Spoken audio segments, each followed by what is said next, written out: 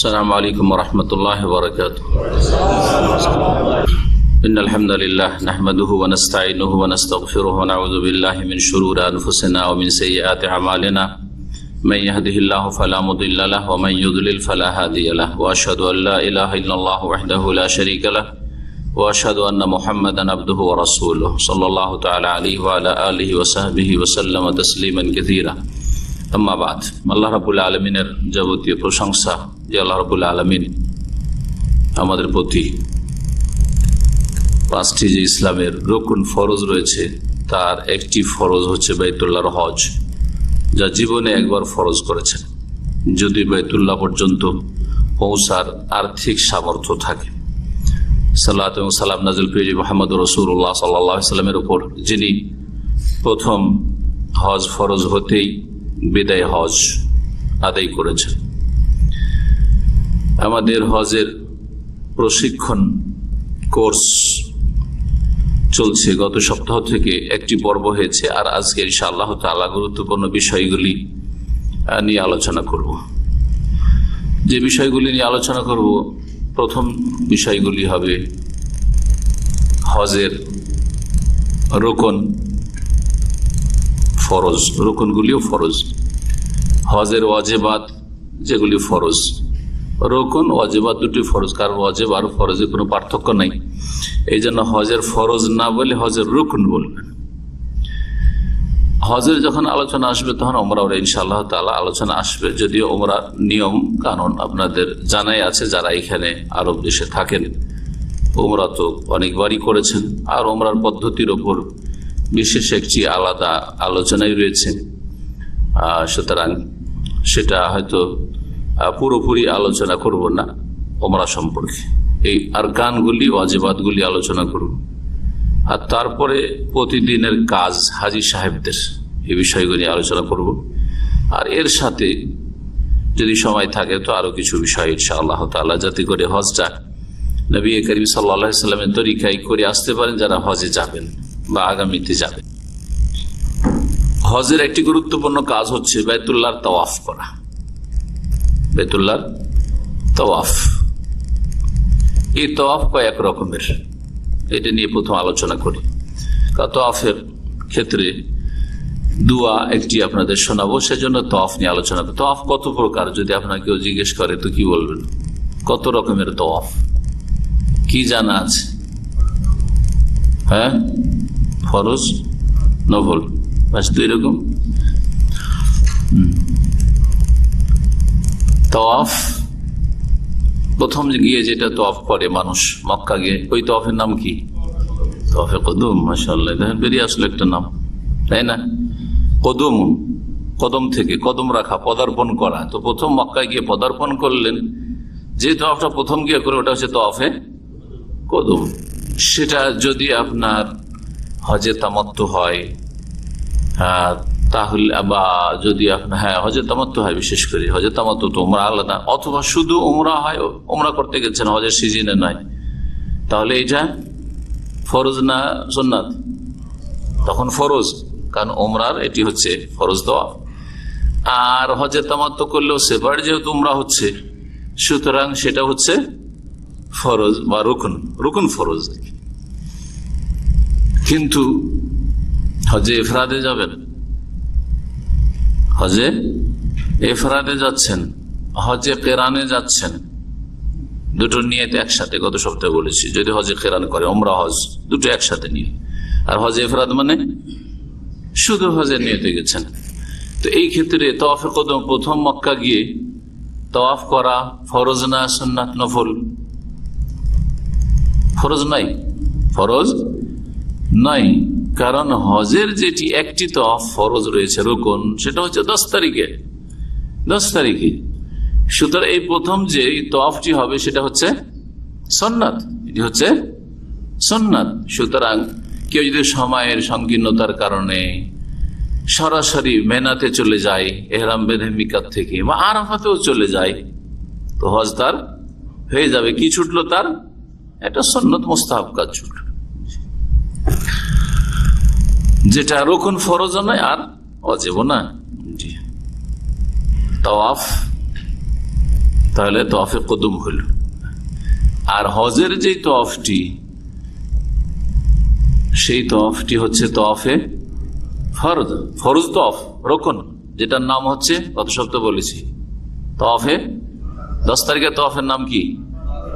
এফাদা। এফাদা নামটি যেহেতু হাদিসে আছে, তো আমাদের আরব দেশগুলিতে তওয়াফে এফাদাটার এই নামটাই খুব প্রসিদ্ধ আছে। আরবরা খুব সহজে তওয়াফে এফাদা বুঝে।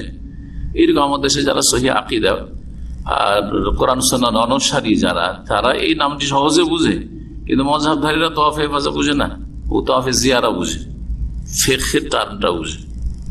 সুবিধার নাম যাই বলেন, কিন্তু যেটা হাদিসে তওয়াফুল ইফাদা এসছে, এই নামটা জানা উচিত, বোঝা উচিত একজন মুসলিমকে, কোরআন সুন্নাহ অনুসারী। এই তওয়াফের নাম গত সপ্তাহে বলেছিল, এই তওয়াফটা হচ্ছে ফরজ তওয়াফ।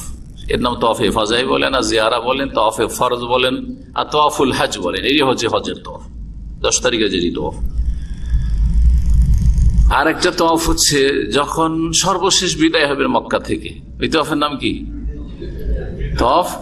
তওয়াফুল ওয়াদা বা তওয়াফুল ওয়াদা। ওয়াদাও ওয়াই ফাতা দিয়ে বলা যায়, ওয়াই কাসরা দিয়ে। তওয়াফুল ওয়াদা, ওয়াদা আল ওয়াদা মানে হচ্ছে বিদায় হওয়া, বাংলায় বিদায়, আরবিতে ওয়াদা বা ওয়াদা। এই জন্য নবী সাল্লাল্লাহু আলাইহি ওয়াসাল্লাম বিদায় হজকে হাজ্জাতুল ওয়াদা বা হাজ্জাতুল বেদা ওয়াদা। ওয়াদা তো ওয়াউজের ওয়ে হইলে, ওয়ে যেহেতু পড়ার ব্যবস্থা নেই বাংলাতে, তখন হজ্জাতুল বেদা আমাদের দেশের লোকেরা বলে না। তাহলে এই হজের হুকুম কি? না এই তওয়াফের, বিদায় তওয়াফের ওয়াজিব। এটা রুকন নয়, এটা হচ্ছে ওয়াজিব। জি হ্যাঁ, তাহলে আমাদের কাছে কি হয়ে গেল? রুকন তওয়াফ হলো আর ওয়াজিব তওয়াফ হলো, ঠিক না? আর তওয়াফে কুদুম কোন কোন অবস্থায় সুন্নাত হইল, ঠিক না? জি। আর একটা তওয়াফ আছে, যেই তওয়াফটা আপনি যখন তখন সারাদিন করতে পারেন, নফল সালাত আদায় করেন, নফল নামাজ পড়ার মতো। হাজী সাহেবেরা মক্কায় এসে আছেন, অত উমরা করতে গিয়েছেন, একটা উমরা করবেন, বেশি বেশি উমরা করা সুন্নতের খেলাফ কাজ। মক্কা থেকে বারবার একটা সফর একটা উমরা, এটি হচ্ছে সুন্নাত। সারাদিন আছেন বা 2-4 দিন আছেন, মাঝে মাঝে সকাল বিকাল তওয়াফ করছেন, এরকম তওয়াফ আছে না নেই? এই তওয়াফের নাম কি? হ্যাঁ, তওয়াফে নফল বা তওয়াফে তাতাওয়ু, নফল তওয়াফ। এটা হচ্ছে নফল তওয়াফ। তাহলে এই হচ্ছে সব টোটাল কি তওয়াফ। আর একটা তওয়াফ বলা যেতে পারে, কেউ যদি মান্নত করে, মান্নত তো বুঝে, নজর মানা, যে আল্লাহ করে এই কাজটা যদি হয়ে যায় তাহলে আমি, কেউ বলছে 10টা লোকের খাওয়াবে, কেউ যে 2 রাকাত নামাজ পড়বে, কেউ যে 5টা রোজা রাখবো, কেউ বলছে আমি বাইতুল্লাহর তওয়াফ করব। এই যে মানত করে ফেলেছে বাইতুল্লাহর তওয়াফ করব, তখন এই তওয়াফের হুকুম কি হবে? ফরজ। কারণ মানত পুরা করা, মানত যদি জায়েজ হয় তাহলে ফরজ। আর যে মানতটা যদি নাজায়েজ হয়, হারাম হয়, সে শিরক হওয়ার কারণে হারাম বা বেদাত হওয়ার কারণে হারাম, অথবা ইসলাম বিরোধী অন্য কোন পাপের কাজ, সেই জন্য সেটা হারাম, তাহলে সেই মানত পুরা করা হারাম। কেউ যদি মাজারে মানত করে, এটা খাসি জবাই করবো বাবার উদ্দেশ্যে, তাহলে শিরক, সুতরাং হারাম এই মানত পুরা করা। কেউ যদি বলে যে আল্লাহ আমার ছেলেটাকে ভালো করে দিল, বিদেশ পাঠা, আমি একটা মিলাদ করব, বেদাত, হারাম, বেদাত তো হারাম। জি। আর কেউ যদি বলে যে আমি তো ইলেকশনে পাশ করি, তাহলে গ্রামের সব লোককে মদ খাও, করছে নেতারা। জি হ্যাঁ, মদ খোরদেরকে মদ খাইয়ে ভোট নিচ্ছে, যে যেমন তাকে ওই সব খাওয়াইয়ে ভোট নিচ্ছে, ভোট খরিদ করা হচ্ছে আজকাল। তো কথা হচ্ছে, এরকম যদি কেউ মানত করে তো সেটাও হারাম। তাহলে হারাম শুধু যারা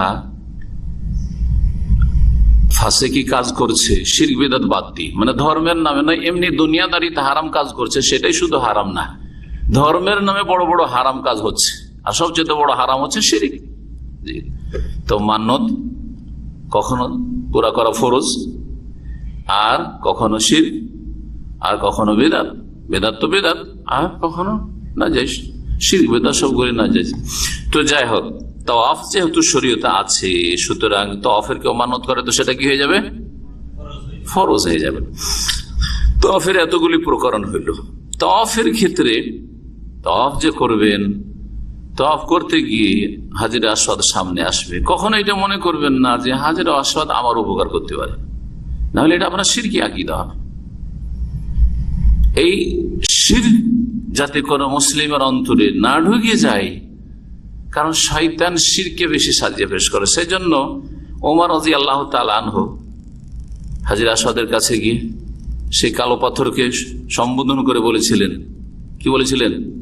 ইন্নী লা আ'লামু, আমি ভালো করে জানি, আন্নাকা হাজারুন, তুমি একটা পাথর, লা তানফা ওয়া লা তাদুর, তুমি উপকারও করতে পারো না, তুমি ক্ষতিও করতে পারো না, তুমি কিছুই করতে পারো না। এই পাথর, তোমার মধ্যে কোনো ক্ষমতা নেই কিছু করার। বোঝা গেছে কিনা? পাথরের মধ্যে পাথর হিসাবে কোনো ক্ষমতা নেই তার মধ্যে। লা তানফা ওয়া লা তাদুর, না লাভ হবে না লস। জি, ওয়ালা ওয়ালা আন্নী রাআইতু, তাহলে কেন চুমা দিব বা কেন ইশারা করবো চুমা না দিতে বললে, বের থাকলে? ওয়ালা ওয়ালা আন্নী রাআইতু রাসূলুল্লাহ কাব্বালাকা মা কাব্বালতু, যদি রাসূলুল্লাহ সাল্লাল্লাহু আলাইহি ওয়াসাল্লামকে চুমা দিতে না দেখতাম তো জীবনও চুমা দিতাম না। এই জন্য হাজরে আসওয়াদ ছাড়া কাবার কোন জায়গাকে চুমা দেবো না, বরং বিশ্বাস করবো যে অন্য কোন জায়গায় চুমা দিলেই গুনাহ, বেদাত। ঠিক আছে না? কারণ এই জায়গায় রাসূল চুমা দিয়েছেন, সেই জন্য চুমা দিলাম। তাহলে এখানে নেকি কি জন্য পাবো? হ্যাঁ, নেকির দিক থেকে লাভবান হবো, পাথর থেকে লাভবান হবো না। নবী সাল্লাল্লাহু আলাইহি ওয়াসাল্লামকে ফলো করার জন্য, নবী সাল্লাল্লাহু আলাইহি ওয়াসাল্লামের ইত্তেবা অনুসরণ করার জন্য। যখন তওয়াফ শুরু করবেন তখন একটি দোয়া আছে, যে দোয়াটি অধিকাংশ লোক জানেন না। কিন্তু তওয়াফ তো মেলাই করেছেন, করেন নাই? উমরা করেছেন, এই দোয়া জানা আছে? কোন দোয়া এখানে জানা আছে? যে এই দোয়াটি আলী রাদিয়াল্লাহু তাআলা আনহু থেকে এবং সাহাবী আব্দুল্লাহ বিন উমর রাদিয়াল্লাহু তাআলা আনহুমা থেকে প্রমাণিত, তারা এই আমলটা করতেন, দোয়াটি পড়তেন। আল্লাহুম্মা ঈমানান বিকা ওয়া তাসদীকান বিকিতাবিকা ওয়া ওয়াফাআন বিআহদিকা ওয়া ইত্তিবাআন লিসুন্নাতি নবিয়িকা মুহাম্মাদিন সাল্লাল্লাহু আলাইহি ওয়াসাল্লাম। হে আল্লাহ, তোমার প্রতি ঈমানের অবস্থায়, তোমার প্রতি বিশ্বাসী হয়ে, আর তোমার কিতাবের প্রতি বিশ্বাসী হয়ে, এবং তোমার সাথে যে ওয়াদা রয়েছে যে তোমার ইবাদত বন্দি করো, তোমার ওয়াদা পূরণ করার উদ্দেশ্যে, এবং তোমার নবী মুহাম্মদ সাল্লাল্লাহু আলাইহি সাল্লামের সুন্নতের অনুসরণের উদ্দেশ্যে আমি তওয়াফ করছি। জি, এই চারটি বাক্য রয়েছে এই দোয়ায়, বাইহাকিতে রয়েছে এই রিওয়ায়াতটি।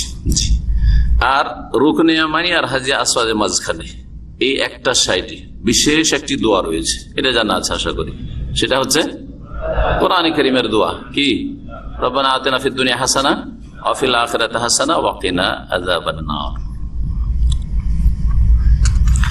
এছাড়া যে কোনো দোয়া করতে পারে, এছাড়া যে কোনো দোয়া করতে পারেন। এখন আমরা শুরু করতে চেয়েছি হজ, ওমরা, রুকুন, ওয়াজিব, এইসব বিষয়গুলি সম্পর্কে। আচ্ছা, ওমরা তো করেছেন বা হজে তামাত্তু করলে প্রথম ওমরা করবেন। ওমরা আলাদা, হজে তামাত্তুতে যেমন ওমরা অন্য সময় করেন সে ওই রকম পুরা ওমরার কাজ করবেন। মিকাত থেকে ইহরাম বেঁধে যেমন অন্য সময় ওমরা করেন, ঠিক সমস্ত কাজগুলো ওই রকমই করবেন, কোনো পার্থক্য নেই।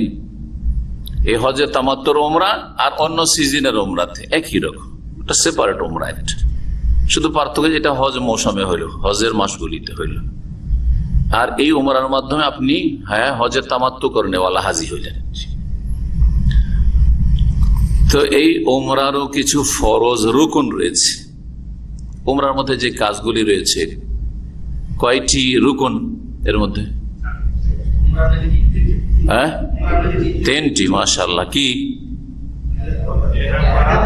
ইহরাম বাঁধা, তাওয়াফ করা, সাই করা। জি, তিনটি হচ্ছে রুকুন ফরজ।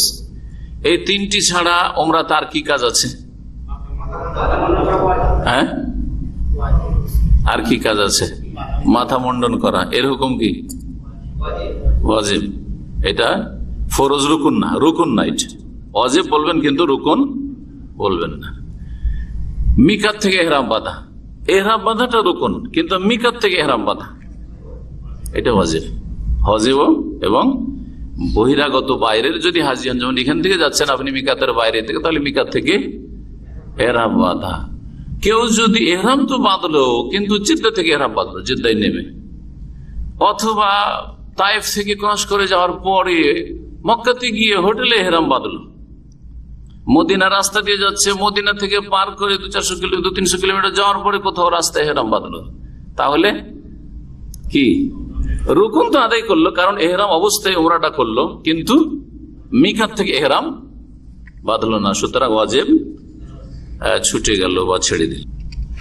তাহলে 3-2-5টি উমরার কাজ বললাম, 3টি হচ্ছে রুকুন আর 2টি হচ্ছে ওয়াজিব। আর বাকি যে উমরায় কাজগুলি রয়েছে সবগুলি হচ্ছে সুন্নাত। গত সপ্তাহে বলেছি যে কোনো ইবাদত বন্দিগিতে এই 3 রকমের কাজ আছে: আরকান রুকুন সমূহ, ওয়াজিবাত ওয়াজিব সমূহ, আর না হলে সুন্নাত সুন্নাত সমূহ।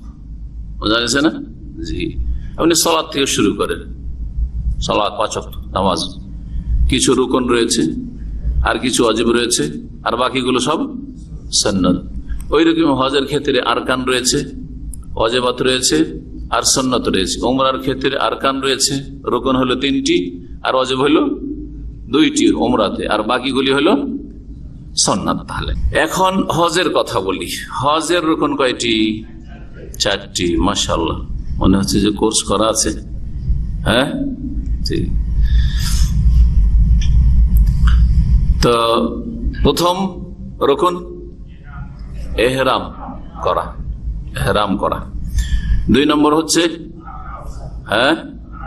আরাফা অবস্থান করা। যদি ধারাবাহিক এহরাম করলেন, এহরাম করে প্রথম যে কাজটি হবে সেটা হচ্ছে হজ হিসাবে, হজের যেহেতু করছি তো উমরা বাদ দেন, তাহলে আরাফাতে কি করা?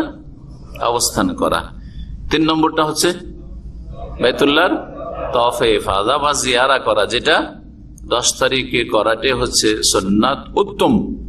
কোন কারণবশত অসুস্থ, বৃদ্ধ, অচল, মেনাতে পাথর মেরে আর আসা সম্ভব না, আর আসলে আবার রাত্রে যেতে পারবে না, তো জাহেলের মতো আসলো আর এসে এখানে রাত কাটিয়ে দিল, আর মেনার ওয়াজিব ছাড়ো, এরকম না করে এই উত্তমটাকে ছেড়ে দিক যে এই দিনে আজকে আমি 10 তারিখে তওয়াফ করতে পারলাম না, মেনাতে থেকে যে পাথর টাথর মেরে আর কুরবানি সেরে মাথা মুন্ডন করে 11 তারিখে 12 তারিখে 13 তারিখ করে নেবো, কোনো অসুবিধা নেই।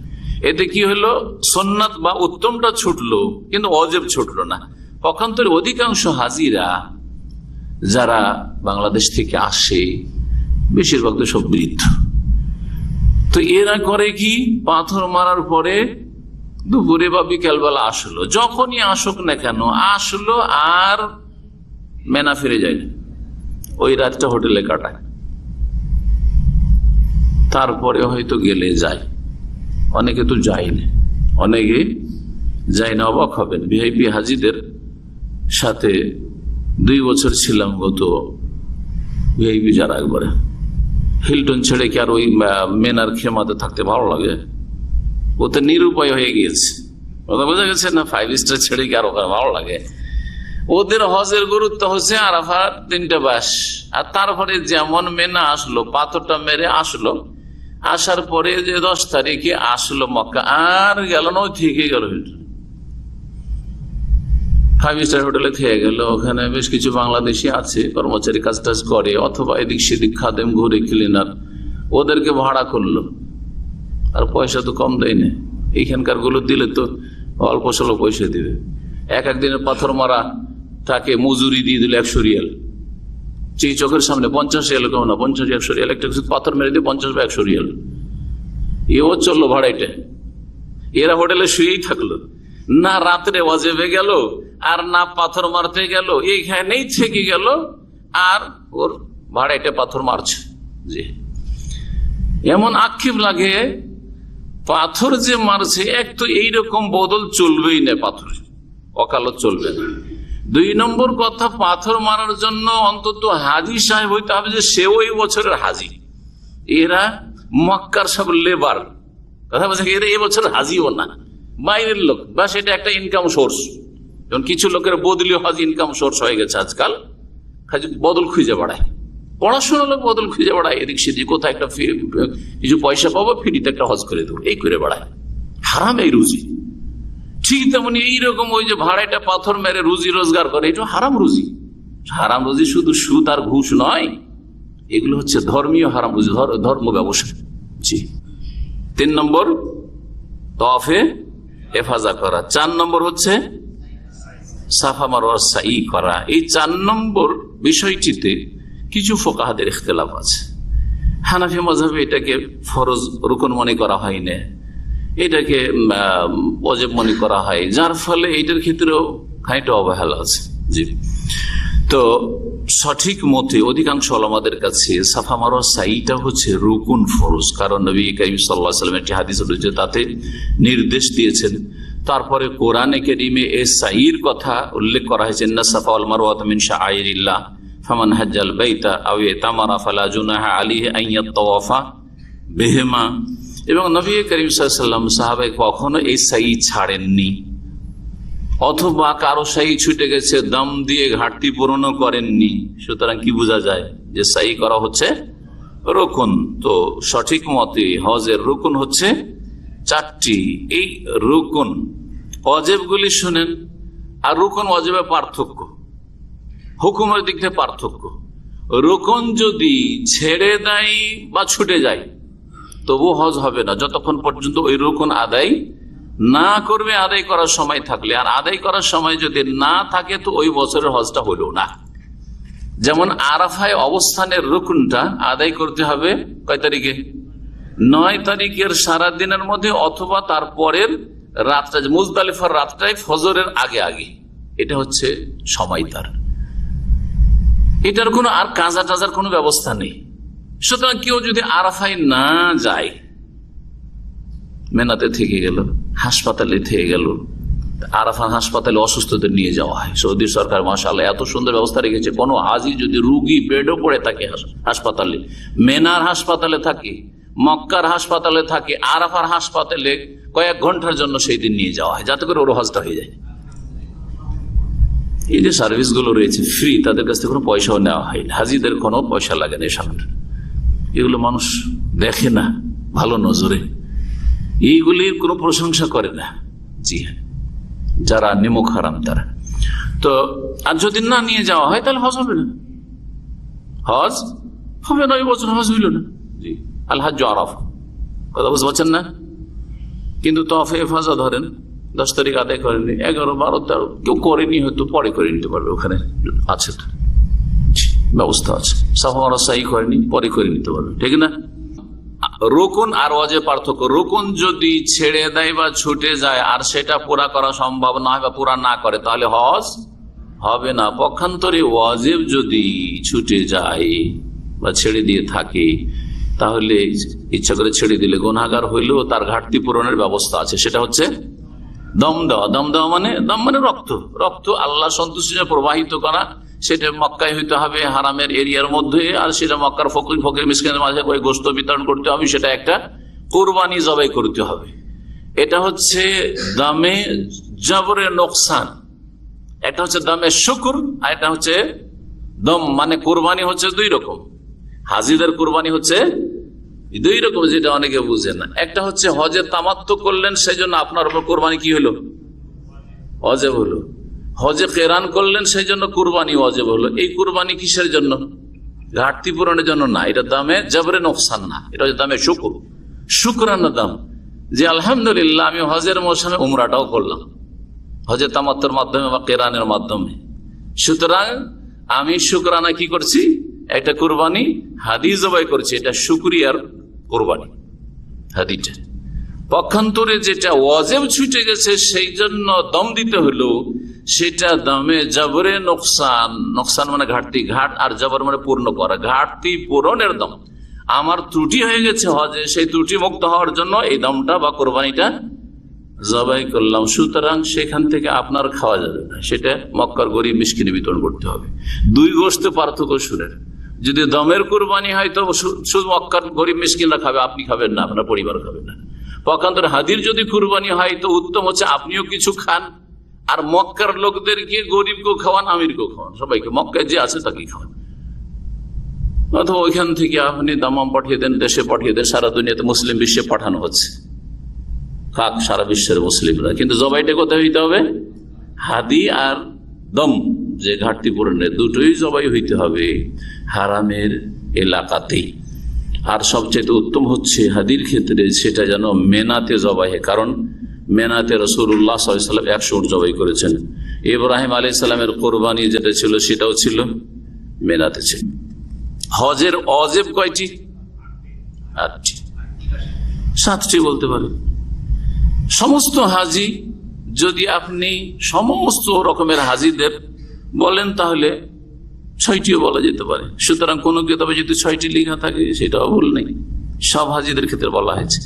কিছু কিছু হাজি আছে তাদের উপরে 6টি আছে, 7টি নেই, কিন্তু অধিকাংশ হাজিদের ক্ষেত্রে 7টি হচ্ছে ওয়াজিব। আবার আর একটা ওয়াজিব আছে, সেটা যদি এতে অ্যাড করা হয় তাহলে 8টা হয়ে যায়। এটা হয়ে যায় 8টি হয়ে যায়। এখন দেখুন, প্রথম ওয়াজিব হচ্ছে শুরু থেকে শুরু করে দেবেন। প্রথম আমরা শুরু করেছিলাম আর আমল শুরু করে তাই এহরাম দিয়ে, তাই না? এহরাম বাঁধা হচ্ছে কি না? এহরাম বাঁধা রুকন ফরজ, আর মিকাত থেকে এহরাম করা বাইরের লোকের জন্য ওয়াজিব। তাহলে আল এহরাম মিনাল মিকাত, 1 নম্বর হচ্ছে মিকাত থেকে এহরাম করা, এটা হচ্ছে প্রথম ওয়াজিব। যদি কেউ মিকাতে এহরাম না বেঁধে ভিতরে গিয়ে এহরাম বাঁধে তাহলে হজ তো হয়ে যাবে, ফরজ তো আদায় হয়েছে, এহরাম করেছে, কিন্তু ওয়াজিব ছুটেছে, সেই জন্য ঘাটতি পূরণে কি করতে হবে? দাম দিতে হবে। 2 নম্বর হচ্ছে আরাফায় অবস্থান করা সূর্য ডুবা পর্যন্ত।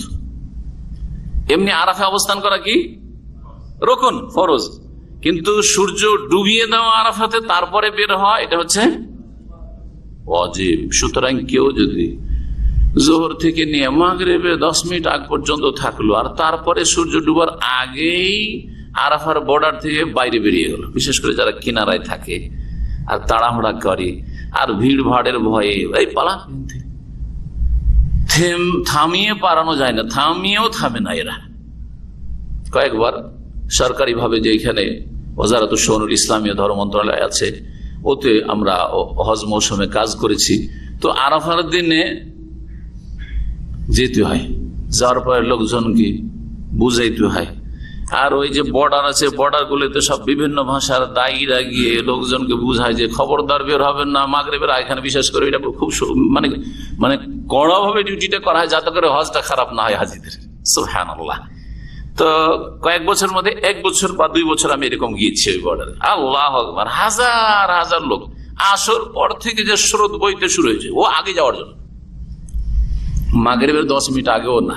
যেখানে মাগরিবের 10-5 মিনিট আগেও যদি বর্ডার দিয়ে বেরিয়ে তবুও তার কি আদায় হলো না? ওয়াজিব আদায় হলো না, ওয়াজিব ছুটে গেল। সেখানে আসর পর থেকে শুরু হয়েছে, সব হয়ে গেল, আরাফা শেষ, জোহর আসর পড়া হয়ে গেছে, দোয়াটাও করা হয়ে গেছে, এখন টান দিয়েছে সব। অজ্ঞতার কারণে মানুষ কত যে ভুল করেছে আর হজ খারাপ করছে। নিষেধ করলেও মানতে চাই না, ভিড়ের ভয়ে অনেকে মানতে চায় না, অনেকে আগেই চলে যাবে, ভালো জায়গায় গিয়ে বসবে এতে মুজদলিফা, জি চলে যাচ্ছে সব, বল ওয়াজিব ছুটে গেল। সূর্য ডুবিয়ে দিতে হবে কোথায়?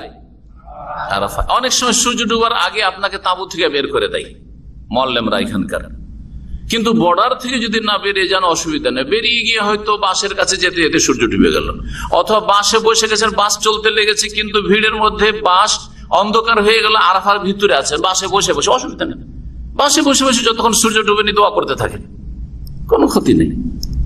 তো অনেকে আবার ওখানে ভয়ে তাঁবু থেকে বেরোতে চাই না, বাস ছুটে যাবে তোমাদের, তাড়াতাড়ি বেরো, তাড়াতাড়ি বেরো, তারপর বেরোতে চান না, সূর্য ডুবে নি খিমা থেকে বেরোবো না, না না ওইটাও ভুল, অসুবিধা না, বেরিয়ে যান। যদি দেখেন যে বাস বর্ডার লেখা আছে এন্ড আরাফা, আরাফা শেষ আর বেরিয়ে চলে যাচ্ছে, তখন বলে থামো, ড্রাইভারকে বলেন না এখান থেকে আর বেরোতে দিবেও না। পুলিশ এত পাহারা দেয় যে কোনো একটা গাড়ি বেরোতে দিবে না সূর্য ডুবার আগে, কিন্তু পায়ে হাঁটার লোককে তার থামানো যায় না, পুলিশ পাহারা দিয়ে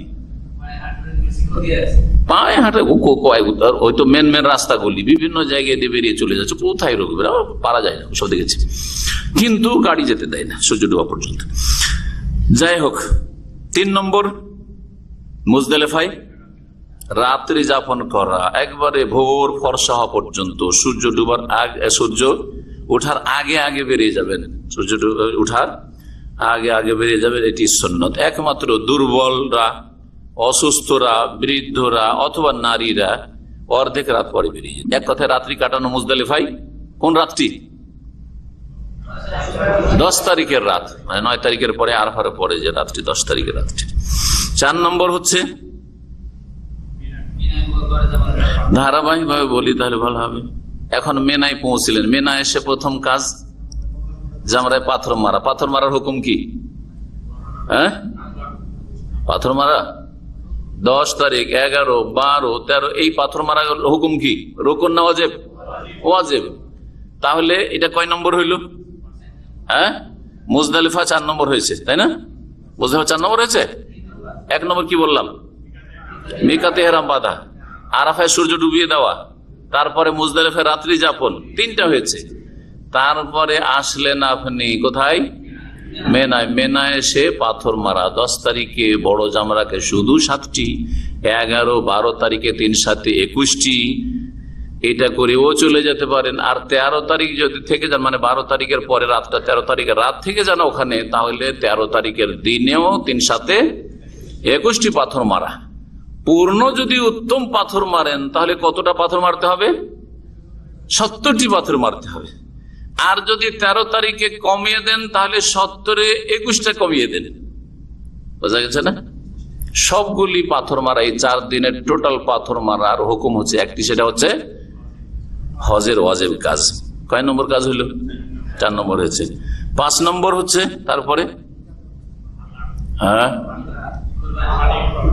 কোরবানি করা। কোরবানি করাকে যদি ওয়াজিবাতের মধ্যে ঢুকান তাহলে 8টা হয়ে যাবে। যারা 7টা বলেছে এই কোরবানি করাটাকে ওতে করেনি, কারণ হজে এফরাদে কোরবানি যেহেতু নাই, তাহলে এফরাদকারী হাজার হাজার হাজি আছে যারা শুধু হজ করছে, তাদের জন্য তো কোরবানি নেই, সেজন্য ওরা গণায়নি সেটাকে। এখন আপনারা অধিকাংশ যেহেতু হজে তামাত্তু করবেন, সুতরাং এটাকে যদি একটা ওয়াজিব বলে অ্যাড করেন তাহলে এটা 5 নম্বর হয়ে যাবে, কোরবানি করা ওয়াজিব হলো। তারপরে মাথা মুন্ডানো, হ্যাঁ, 6 নম্বর ওয়াজিব। কিসের? হজের। মুন্ডানো হচ্ছে উত্তম, কিন্তু যদি কেউ ছোট করে চুল তো চলবে কিনা? অল্প 2-4টা কাটলে এদিক সেদিক থেকে একটু এদিক সেদিক সেরে ছাটাছাটি করলো চলবে না, পুরো মাথা থেকে চুল নিতে হবে, পুরো মাথা থেকে চুল কাটতে হবে। এই জন্য মেশিন লাগানো হচ্ছে সবচেয়ে উত্তম কাজ। আর কেচিয়ে দেয়া কাটলে যাতে করে পুরো মাথা থেকে চুল কাটা হয়, একটু এদিক সেদিক কেটে আমি ছুটি যাব, আপনি ওপর দিক ছেড়ে দেন, জি না, জায়েজ নাই, হবে না, অজিবাদে হবে না। কয় নম্বর হলো? 6 হয়েছে। 7 নম্বর কি হইতে পারে? 7 নম্বর কি হইতে পারে? মেনাতে 11 আর 12 তারিখ এই 2টো রাত, মানে 10 তারিখের দিন আপনার মক্কার কাজগুলি সেরে এসে এখানে রাত্রি যাপন করা, এটা হচ্ছে 11 তারিখের রাত। আর 12 তারিখের রাত, এই 2টো রাত হচ্ছে ওয়াজিব। আর কেউ যদি তারপরেও সন্ধ্যা সূর্য ডুবিয়ে দেয় তাহলে 13 তারিখের রাতটাও হচ্ছে ওয়াজিব। জি হ্যাঁ, তো টোটাল এই 3টি বা 2টি রাত কাটানো হচ্ছে একটা ওয়াজিব, একটা ওয়াজিব। কয়টা হইল? 7টা হয়ে গেল। আর একটা কি বাকি থাকে? জি, যখন মক্কা থেকে বিদায় হবেন তখন 8 নম্বর হচ্ছে বাইতুল্লাহর বিদায়, তাওয়াফুল বিদা। এটা হচ্ছে মিন ওয়াজিবাতিল হজ, হজের একটি ওয়াজিব। টোটাল কতটি হলো তাহলে? এইভাবে গণাইলে 8টি হয়ে যায়। যারা 6টি বলেছে তারা কোরবানিকে মাইনাস করে দিয়েছে, কারণ কোরবানি সব হাজির উপর নেই। আর বিদায়ী তওয়াফকে মাইনাস করলে, কারণ বিদায়ী তওয়াফ ঋতুবতী মহিলার নেই। জি হ্যাঁ, যদি কোনো মহিলার সব কাজ শেষ হয়ে গেছে আর হঠাৎ করে মাসিক চলে আসে, আর তার এখন ফ্লাইট ছুটে যাবে অথবা বাস ছুটে যাবে, ওকে এখন চলে আসতে হবে দাম্মাম, হ্যাঁ, তাহলে কি 4-5 দিন আরো বসে থাকবে বিদায় তওয়াফ করার জন্য?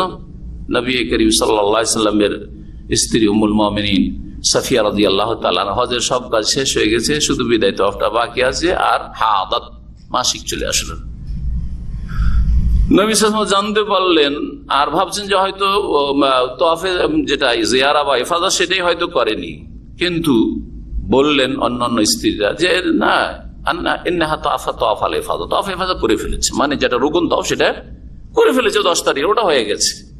তখন নবী সাল্লাল্লাহু আলাইহি ওয়াসাল্লাম ফালা এজান, তাহলে আর এখানে থাকার দরকার নেই, ওর জন্য মাফ, এখানে ছাড় রয়েছে, চলে আসতে পারে। হয়ে গেল ওয়াজিবাত না?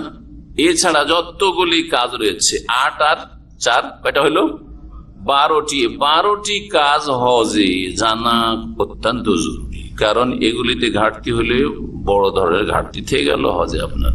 আর বাকি যতগুলি কাজ আছে শুরু থেকে শেষ পর্যন্ত সবগুলি হচ্ছে সুনানুল হজ, হজের সুন্নাত, হজের সুন্নাত। সুতরাং সুন্নাত দুই একটা উদাহরণস্বরূপ বলি, তাহলে তখন বাকি বুঝতে পারবেন।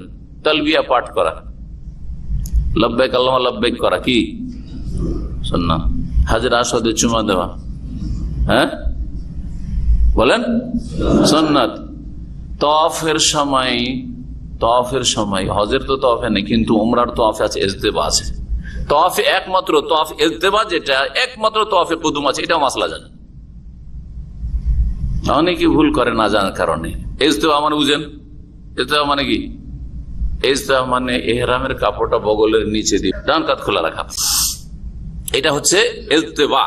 বগলের নিচে দিয়ে রাখা আর কাঁধটা খোলা রাখা। এক শ্রেণীর মানুষ আছে ওই তওয়াফের যে নফল নামাজ পড়ে তখনও খোলা থাকে কাঁধ, অথচ কাঁধ খোলা এভাবে নামাজ নিষেধ আছে। নামাজ হবে কিনা সন্দেহ কাঁধ খোলা থাকলে, কারণ নিষেধ আছে, নবী কারীম নিষেধ করেছে কাঁধ খুলে নামাজ আদায় করবে না। এই জন্য আমরা সেন্টু গেঞ্জি পরে নামাজ পড়তে নিষেধ করি, কিন্তু হাফ গেঞ্জি থাকলে কোনো অসুবিধা নেই। আর যারা বলে হাফ গেঞ্জি পরলেও মাকরুহ হবে সালাত, এটা মন গড়া ফতোয়া, এটা দেশি ফতোয়া আবার আছে না, যে হাফ শার্ট বা হাফ গেঞ্জি হলে নাকি মাকরুহ হয়ে যাবে, এটা ভুল ফতোয়া। হাজিরে তারপরে রুকনে হাজে আসওয়াদের মাঝখানে রব্বানা আতিনা ফিদ দুনিয়া পড়া, হ্যাঁ সুন্নাত। সাফাতে যখন চড়বে তো ইন্না সাফা ওয়াল মারওয়াতা মিন শাআইরিল্লাহ, প্রথমবার এই আয়াতটি পড়া, প্রথমবার শুধু, কিন্তু আল্লাহ বলেছে। আর তারপরে এই সাফাতে মারওয়াতে যতবার আসবেন তখন কালেমা তাওহীদ পড়া, লা ইলাহা ইল্লাল্লাহু ওয়াহদাহু লা শারীকা লাহু লাহুল মুলকু ওয়া লাহুল হামদু ওয়া হুয়া আলা কুল্লি শাইইন কাদির, কি সুন্নাত।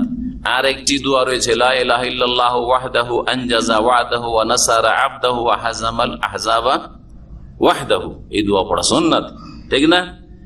তারপর ওই নিচু জায়গায় যেখানে সবুজ বাতি, এখন তার নিচু বোঝা যায় না, কিন্তু ওই জায়গাটি সবচেয়ে নিচু জায়গা ছিল, যেখানে হাজার রাদিয়াল্লাহু তাআলা আনহা ইব্রাহিম খলিলুল্লাহর স্ত্রী ইসমাইল আলাইহিস সালামের মা দৌড় দিয়েছিলেন, সেই জন্য দৌড়টাকে আল্লাহ রেখে দিয়েছেন হজে। ওই জায়গাটাই দৌড় দেওয়া, সবুজ বাতি যে রয়েছে ওই জায়গাটুকুতে, এটা কি সুন্নাত, তাই না? এইভাবে যতগুলি কাজ সেগুলি হচ্ছে সুন্নাত। 8 তারিখে মিনায় অবস্থান করা, 9 তারিখের আরাফার কথা বললাম, 10 তারিখের মুজদালিফার কথা বললাম, এগুলো কি বললাম? রুকন নাই ওয়াজিব বললাম, তাই না? মিনার কথা তো বলিনি। মিনায় তাহলে 8 তারিখে থাকা কি সুন্নাত। 8 তারিখে জোহর থেকে শুরু করে ফজর পর্যন্ত 5 ওয়াক্ত নামাজ পড়ার, ওখানে রাত কাটানো 8 তারিখের পর 9 তারিখের রাত্রি, এটা হচ্ছে সুন্নাত। তারপরে এখানে সূর্য উঠিয়ে দিয়ে আরাফার জন্য বিদায় হওয়া, নবী সাল্লাল্লাহু আলাইহি ওয়াসাল্লাম সূর্য ওঠার পরে বিদায় হচ্ছে, এটা হচ্ছে সুন্নাত। কিন্তু আপনার যদি হজের হামলা, হজের কাফেলা বলে না না অনেক ভিড় হয়ে যাবে, সূর্য আজকাল একবার রাত্রে নিয়ে চলে যায়, নিয়ে যাবে কিন্তু আপনাদের, তখন আপনি মুশকিলে পড়ুন। আরে আমি তো পড়েছি যে না না না একবার ফজর পড়ে যেতে হবে, আর ফজর নিয়ে গিয়ে আরাফায় পড়াচ্ছে। কি ছুটলো আপনার? ফরজ ওয়াজিব ছুটেনি, রুকন ওয়াজিব ছুটে, কি ছুটেছে? সুন্নতটা ছুটলো বৃহৎ স্বার্থে, সেটা ভিড় থেকে আপনাকে বাঁচানোর জন্য, তাড়াতাড়ি পৌঁছে দেওয়ার জন্য। অনেক সময় ভিড়ে ফেসে গিয়ে জোহর হয়ে যাচ্ছে, আরাফায় ঢোকা যায় না, হেঁটে হেঁটে ঢুকেছি। এই 29-30 বছরের মধ্যে এমন 1-2 বছর হয়েছে, এমন ভাষা ফেসেছি, দিন 10:30 11টা হয়ে যাচ্ছে, আরাফায় ঢুকাইতেই পারছে না, এমন জ্যামে পড়ে গেছে। বাস ফাস ছেড়ে দিয়ে যে যা পারলো কমপক্ষে ঢুকে যা, কখন ঢুকে কোনো ঠিক নেই, জোর হয়ে যাবে রাস্তা দিয়ে হইতে, ঠিক না? এইরকমই মুজদালিফা আসতে এরকম হয়েছে, ফজর হয়ে যায় মনে হয় ঢুকাই যাবে না, বাস ছেড়ে দিয়ে যে যা পারলো কোন রকম করে মুজদালিফায় রাতের কিছুক্ষণ তো ঢুকে যায়। তাহলে আরকানুল হজ ওয়াজিবাতুল হজ হয়ে গেল, সময় যথেষ্ট হয়ে গেছে। এখন বলবো যে হজের কাজগুলি কখন শুরু হয়। আপনারা যারা হজে তামাত্তুতে যাবেন, প্রথম মিকাত থেকে ইহরাম বাঁধবেন, আর কি করবেন? ওমরা করবেন। এখানে অন্তরে নিয়ত করতে হবে, নিয়ত পড়া নেই, কিন্তু নিয়ত পড়া নেই। এক শ্রেণীর বিদআত প্রেমিক হুজুরেরা বলে যে হজের ক্ষেত্রে নিয়ত পড়া আছে, এটা আর একটা ধোঁকাবাজি তাদের, অথবা অজ্ঞতা। হয় জেনে শুনে ধোকা দেয় মানুষকে নিয়ত পড়ার বেদাতটিকে হালকা করার জন্য, আর না হইলে ওর জেহালতের অজ্ঞতার কারণে বলে যে হজের ক্ষেত্রে উমরার ক্ষেত্রে নিয়ত পড়া আছে। বলে না বলে, কিন্তু কিছু বিদাত থেকে উঠে এসছে। এখনো বিদাতি আলেমদের সাথে ওদের ওই মাদ্রাসার হুজুরদের সাথে মহব্বত আছে, ওই তরিকা ওয়ালাদের সাথে মযহাবধারী মোল্লাদের সাথে মহব্বত আছে, ওইটা এইগুলোতে বোঝা যায়।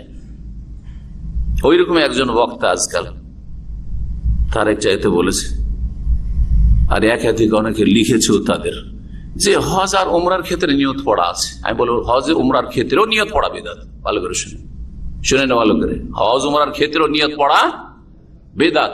অর্থাৎ কেউ যদি বলে যে আল্লাহুম্মা ইন্নী নাওয়াইতুল উমরাতা, হে আল্লাহ আমি উমরাত নিয়ত করছি, নাওয়াইতু বলে, তাহলে এটা বেদাত। এটা হলো নিয়ত পড়া।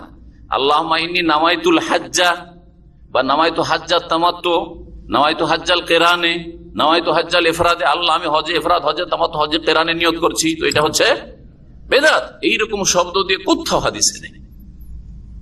তাহলে হাদিসে পড়া আছে, সেটা নিয়ত পড়া নাই, সেটা তালবিয়া সে শুরু করছেন, ইহরাম শুরু করছেন অন্তরে নিয়ত করে, তখন তিন রকমের যে হজ রয়েছে, হজে তামাত্তু, কিরান, ইফরাদ, এটাকে বলেছেন তাইনুন নিয়্যাহ। আপনার নিয়ত অন্তরে হয়েছে, আপনি সেটাকে সুনির্দিষ্ট করছেন, এই মর্মে উচ্চারণ করা রয়েছে, কিন্তু নিয়ত উচ্চারণ না, তালবিয়া উচ্চারণ করা। এর জন্য শব্দটা কি রয়েছে? লব্বাইক আল্লাহুম্মা উমরাতান, হে আল্লাহ আমি উমরার জন্য হাজির। নাওয়াই তো উমরা নাই, কি আছে? লব্বাইক উমরাতান। দেখেন পার্থক্য হয়ে গেল না? লব্বাইকটা নিয়ত পড়া হইলো, কেন কানা কাহাই করে দেখাচ্ছ? হয় জেনে শুনে দেখাচ্ছ, বেদাতের সাথে মহব্বত আছে, আর না হলে জেহালতের কারণে মানুষকে ভুল শিখাচ্ছ যে হজ উমরার ক্ষেত্রে নিয়ত পড়া আছে। কথা বুঝতেছেন? বুঝছেন না? বুঝে ভালো করে বলছে, আমাদের দেশের আলেম সমাজ বা জনগণ যে নিয়ত পড়ে নামাজে বা রোজাতে, ওইটি হজ উমরাতে নিয়তটা আছে যে পড়া, ওখান থেকে কিয়াস করে কিভাবে কোথায় নিয়ে যায় দেখেন। এইভাবে ধোকা দেয় মানুষকে, যে যেহেতু হজ উমরাতে নিয়ত পড়া আছে, ওর উপরে কিয়াস করে নামাজে আর রোজাতে তখন আমাদের দেশের লোক কি করে, নাওয়াইতু নাসরিল্লাহি তাআলা, নাওয়াইতু আনাসুমা গাদান, সব পড়ে না। সবগুলি বিদআত, সবগুলি বেদাত। বললাম যে হয় এইসব মোল্লাগুলো একটু সহিহ আকীদা বলে ধোকা দেয়, আর কিছু নতুন নতুন হেদায়েতওয়ালা দু চারটি ভালো কথা শুনলে এই সহিহ আকীদার, এই তো আলেম, এই সহিহ আকীদার হুজুর বলে না, এরা সহিহ আকীদার না, এরা বদ আকীদার হুজুর। এরা বেশি গুমরাহ করে তাদের অজ্ঞতার কারণে, অথবা তাদের ওই যে বেদাতের একটা মহব্বত আছে, বেদাতি ফ্যাক্টরিতে পড়ে এসছে, কি করে একেবারে উচ্ছেদ করে দেয়, ওখান থেকে একেবারে কি করে বিচ্ছিন্ন হয়ে যায়, না হতে পারছে না, একটা মহব্বত আছে। হ্যাঁ, লব্বাইক উমরাতান যদি উমরা করেন, হজে ইফরাদ করছেন লব্বাইক হাজ্জান, যদি হজ উমরা একসাথে কিরানের নিয়ত করেন তাহলে কি বলবেন? অন্তরে নিয়ত করে, নিয়ত অন্তরে কলবে, কিন্তু মুখে কি বলবেন? লব্বাইক হ্যাঁ উমরাতান ওয়া হাজ্জান, একসাথে যেহেতু দুটো নিয়ত কিরানে, লব্বাইক উমরাতান ওয়া হাজ্জান।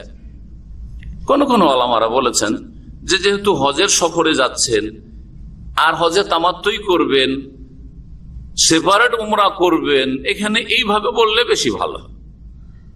তারা বলছে লাব্বাইক হ্যাঁ উমরাতান মুতামাত্তিআন বিহা ইলাল হজ্জ, লাব্বাইক উমরাতান মুতামাত্তিআন বিহা ইলাল হজ্জ, হে আল্লাহ উমরার জন্য হাজির হয়েছি, মুতামাত্তিআন বিহা ইলাল হজ্জ, তা দিয়ে আমি হজে তামাত্তু করব। মানে এটা উমরা করছি, কিন্তু এরপরে 8 তারিখে আমি হজের ইহরাম বাঁধবো, এই উমরা দিয়ে আমি হজে তামাত্তু করব। বুঝলেন না? এই বলাটা মুস্তাহাব। বাস, যদি কেউ লাব্বাইক উমরাতানও না বলে, লাব্বাইক হাজ্জানও না বলে, কিচ্ছু না বলে, অন্তরে নিয়ত করলো, হেরামের কাপড় পরলো, আর সেলাই করা কাপড় পুরুষ মানুষ খুলে দিল, মহিলারা যে কোনো লেবাস পোশাক করবে, আর তারপরে মিকাত থেকে এহরাম করে নিল, অন্তরের এহরামের নিয়ত করলো, আর এহরাম যেসব কাজগুলি রয়েছে করে ফেললো, সুন্নাত মুস্তাহাব যা কিছু আছে, ব্যাস যথেষ্ট। অন্তরে ইন্নামাল আমালু বিন্নিয়াত, আর নিয়ত হয় অন্তরের সংকল্প। আসল হজের কাজ কখন শুরু হয়? ওমরা করে মক্কায় থাকবে, যেখানে থাকার জায়গা আপনার আছে সেখানে থাকবেন। এখানকার হাজী সাহেবদেরকে কিন্তু কোনো হোটেলও দেওয়া হয় না, আর মক্কাতে থাকার ব্যবস্থা নেই ভিড় ভাড়ে হাজিদের। কি করে? হয় আপনাকে ওই খেমা আগে দেখিয়ে দিবে মেনাতে, আর তারপরে মক্কায় ছেড়ে দিবে, তোমরা উমরা টুমরা করে চলে আসি। আর না হলে আপনাকে মক্কায় ছেড়ে দিবে, মক্কার আশেপাশে কোথাও চোদাই পার্কিং এ, আরো বলবে যে উমরা করে এতটার মধ্যে চলে আসো, বাস এতটাই ছেড়ে দেবে মেনার উদ্দেশ্যে। বাসে চলে গেলেন, বাস তখন আপনাদেরকে উমরা করিয়ে নিয়ে কোথায় চলে গেল? মেনায় চলে গেল। অনেক সময় 7 তারিখেই চলে যায়। 7 তারিখে কোথায় চলে যায়? মেনায় নিয়ে চলে যায় 7 তারিখের দিনে, অথবা রাতে, কখনো কখনো 8 তারিখের সকালে, আগেও যদি চলে যায় 6 তারিখেই চলে যায়, আর মেনায় গিয়ে আপনার খেমায় রেখে দেয়। ওটাই আপনার বাসা, ওই খেমা তাঁবুই হচ্ছে আপনার বাসা। এহরাম বাঁধবেন কোত্থেকে? যেখানে আছেন সেখান থেকে এহরাম বাঁধবেন। এহরাম বেঁধে কি তওয়াফ করতে আসতে হবে নাকি? এহরাম বেঁধে তওয়াফ করতে আসতে হবে। 8 তারিখে হজের এহরাম করবেন সকালবেলা, সকালবেলা দোহা, জি, পূর্বাহ্নে, মানে জোহরের আগে আগে, যে কোন সময়, সকাল 8টা 9টা 10টা, এই সময়গুলিতে গোসল করে আপনি এহরাম করবেন যেখানে থাকবেন সেখান থেকে। তারপরে কি তওয়াফ করা লাগবে নাকি? তওয়াফ করা লাগবে না। ইন্ডিয়া, বাংলাদেশ, পাকিস্তানের অধিকাংশ হাজিরা মেনা যাওয়ার আগে তওয়াফ করে, এহরাম পরে এসে কি করে? তওয়াফ করে। এটি আর এক বেদাত। এটি হচ্ছে কি? তওয়াফ, বেদাতি তওয়াফ। তো তওয়াফের মেলা প্রকরণ যে শুরুতে বললাম, তওয়াফে রুকুন, তওয়াফে ওয়াজিব, আর তওয়াফে সুন্নাত, আবার মান্নতের তওয়াফ, নফল তওয়াফ, একটা তওয়াফ আর অ্যাড হইল, সেটা হচ্ছে বেদাতি তওয়াফ। বুঝা গেছে না? বেদাতি তাওয়াফ। অনেক হাজিরা এই অজ্ঞতায় রয়েছে যে যখন কি করছি, হজে যাচ্ছি, তো ডাইরেক্ট কি করে মেনা যাব, তওয়াফে কদুম করব। আসলে তওয়াফে কদুম বোঝে না। তওয়াফে কদুম যখন প্রথম এসে নেমেছে মক্কায়, আর প্রথম উমরা করেছে, ওইটাই হচ্ছে মক্কায় পদার্পণের তওয়াফ, সেটার নাম তওয়াফে কদুম। আর এখন রাত্রিবেলা 8 তারিখে কিন্তু নিয়ে যায় হাজিদেরকে, কি করে 7 তারিখের দিন পরে 8 তারিখের রাতেই 11টা 12টার মধ্যে এশা পর থেকে শুরু হয়ে যায়, হোটেল থেকে নামাইতে শুরু করে, বাসে উঠিয়ে নেয়। তার আগে এশা পড়ে কি করে, এহরাম বেঁধে আসে, আসার পরে এটা তওয়াফ করে, তওয়াফ করে গিয়ে বাসে বসে। এটা একটি বিদাতি তওয়াফ হচ্ছে। আপনার আত্মীয় স্বজন অনেকে হজে আসে, এই ভুলগুলি করবে, সংশোধন করবেন।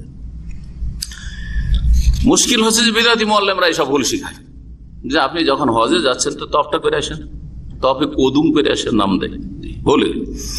8 তারিখের কাজ, 8 তারিখে কোন দিন বলা হয়, নামটা জানেন? ইয়াউমুত তারবিয়া। এই দিনে এহরাম করবেন, এহরামের কাপড় পরবেন, আর তারপরে এহরামের জন্য যেসব কাজ রয়েছে, যদি দেখেন যে আমার নখ বড় হয়ে আছে, পশম বড় হয়ে আছে, মজ বড় হয়ে আছে, তাহলে সেগুলো পরিষ্কার করবেন। আর যদি নর্মালি থাকে তো কোনো অসুবিধা, এসব করার কোনো প্রয়োজন নেই। এহরাম বাঁধবেন যেখানে থাকবেন সেখান থেকে। এখন লাব্বাইক পড়বেন, লাব্বাইক অন্তরে নিয়ত করে কি করবেন, লাব্বাইক পড়বেন। লাব্বাইক কি বলবেন? লাব্বাইক হাজ্জান, কারণ এখন হজ শুরু হচ্ছে, এখন হজ শুরু হচ্ছে, লাব্বাইক হাজ্জান। তাহলে আপনারা যখন হজ শুরু করবেন 8 তারিখে লাব্বাইক হাজ্জান বলবেন, এটি হচ্ছে সুন্নাত। যদি আপনার আশঙ্কা থাকে যে শরীরটা ভালো নেই, অথবা কোনো শত্রুর ভয় আছে কোনো জামানায়, অথবা আমার আইনগত সমস্যা আছে, আমার কাছে পারমিশন নেই, ঢুকলাম কি জানি হজ পুরা করতে পারি কি, ধরা খেয়ে যায়, এটা তো হইতে পারে আজকালকার জামানায়, ঠিক না? তাহলে একটি শর্তের বাক্য আছে, এই শর্তের বাক্যটি যদি বলে দেন তাহলে আর আপনার ওপর কোনো কিছু দমটম লাগবে না। আল্লাহুম্মা ইন হাবাসানি হাবেসুন ফামাহিল্লি হাইসু হাবাসতানি, হে আল্লাহ, কোনো বাধা যদি আমার সামনে চলে আসে, বাধাগ্রস্ত হয়ে যায়, তাহলে যেখানে বাধাগ্রস্ত হব সেখানে কিন্তু আমি হালাল হয়ে যাব, বলতে পারেন। মিকাত থেকে যাচ্ছেন আর নেই তাসরি, আর এরকম কাজ করবেন না। আজকাল এত কড়াকড়ি শুরু হয়েছে, ব্যাস ফিঙ্গারপ্রিন্ট নিয়ে নিয়ে একেবারে আরি কামাই, ঋণ হচ্ছে না, 3 বছর ঢুকতেও দিচ্ছে না। আমার বহু পরিচিত দিনী ভাইরা যারা আমাদের আলোচনা অনুসরণ করে এবং শোনে, তাদের বহু লোকে এরকম এক্সিট লেগে গেছে, একামা হয়নি। বেশি বেশি তালবিয়া পাঠ করবেন, উচ্চ স্বরে তালবিয়া পাঠ করবেন। বিশেষ করে অবস্থার যখন পরিবর্তন হচ্ছে সেই সময়গুলিতে, নিচু জায়গা থেকে উঁচু জায়গায় উঠছেন, উঁচু জায়গা থেকে নিচে নামছেন, অথবা ফরজ সালাতের পরে ইত্যাদি বিভিন্ন সময়গুলিতে বেশি বেশি পড়বেন, আর যথাসাধ্য বেশি বেশি তালবিয়া পড়ায় হচ্ছে উত্তম। বেশি কিছু কাজ নেই। 8 তারিখের কাজ হচ্ছে 5 ওয়াক্ত সালাত আপন আপন সময়ে পড়া কসর করে। কি করবেন? কসর করবেন। আর আপন আপন জমা টমা নাই। জোহরের সময়, আসর, মাগরিব, এশা, ফজর 5 ওয়াক্ত সালাত আদায় করবেন। কোথায়? মেনায়। এই 5 ওয়াক্ত সালাত আদায় করবেন। এই দিনটা আর রাতটা এখানে কাটানোর হুকুম কি বললাম একটু আগে? সুন্নাতে। জি। ব্যাস 9 তারিখে যখন সকাল হইল, সূর্য ওঠার পরে যাওয়া সুন্নাত। কোথায়? 9 তারিখ হচ্ছে আরাফার দিন। আরাফায় চলে যাবেন। আরাফায় যাওয়ার পথে খুব বেশি বেশি তালবিয়া পাঠ করবেন। আরাফা থেকে ফিরার পথে খুব বেশি বেশি, নবী এত বেশি তালবিয়া পাঠ করেছেন যে আওয়াজ বসে গেছে, গলার আওয়াজ বসে গেছে, ভেঙে গেছে। কিন্তু যেমন বললাম যে সূর্য ওঠার পরে যাওয়াটা হচ্ছে উত্তম, কিন্তু আগেও যদি নিয়ে চলে যায় তাহলে উত্তমটাই ছুটলো। আপনার বৃহৎ স্বার্থে আপনি তাদের সাথ দেবেন আর আগে চলে যাবেন, অসুবিধা নেই এই ক্ষেত্রে।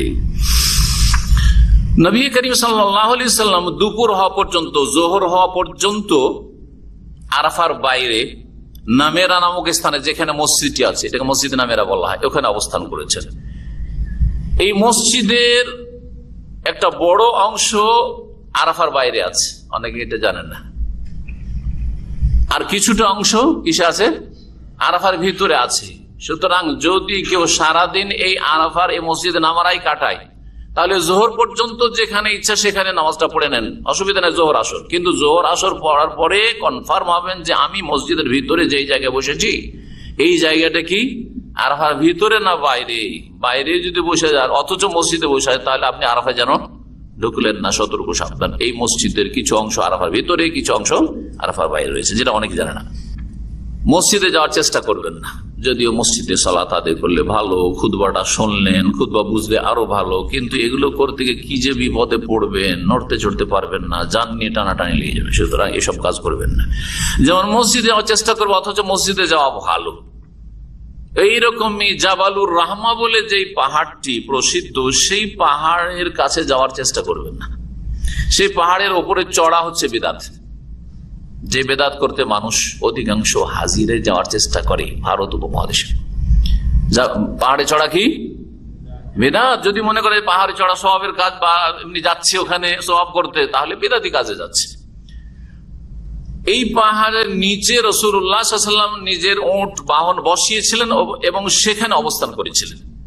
জায়গার দিক থেকে এই জায়গায় রাসূলুল্লাহ সাল্লাল্লাহু আলাইহি ওয়াসাল্লাম অবস্থান করেছিলেন, কিন্তু সবার কি ওই জায়গাটুকুতে অবস্থান করা সম্ভব?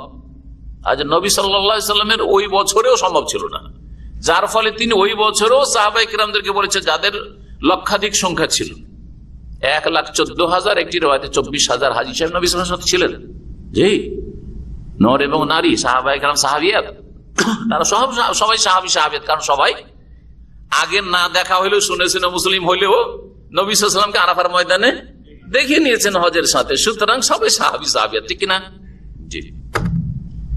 তাদেরকে বলেছে ওয়াকাফতু হা হুনা, আমি এখানে অবস্থান করলাম, এই পাহাড়ের নিচেখানে, ওপরে উঠেননি নবী সাল্লাল্লাহু আলাইহি ওয়াসাল্লাম।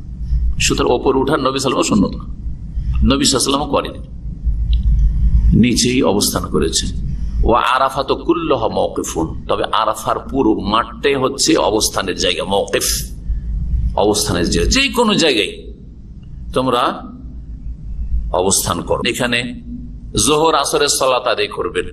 জোহরের সময়ে জামা তাকদিম মানে অগ্রিম জমা করবেন, কসর করে, জামা এবং কাসর, 4 রাকাত নামাজ 2 রাকাত পড়বেন, আর কি করবেন?